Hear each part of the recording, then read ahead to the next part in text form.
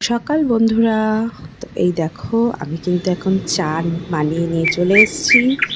সকাল সকাল চা খাবো আর তোমাদের সঙ্গে অনেক অনেক আড্ডা দেবো।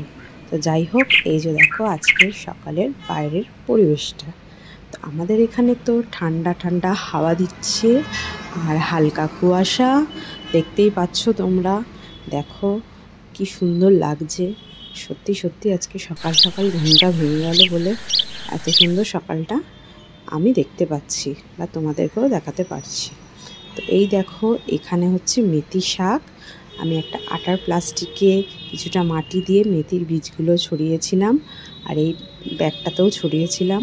তো যেখানে যেখানে আমি মেথির দানাগুলো ফেলেছি সবকটা গাছই কিন্তু হয়েছে।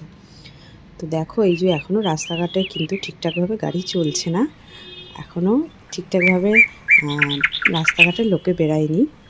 অনেকটাই সকাল আজকে, আমার ঘুমটা ভেঙে গেছে।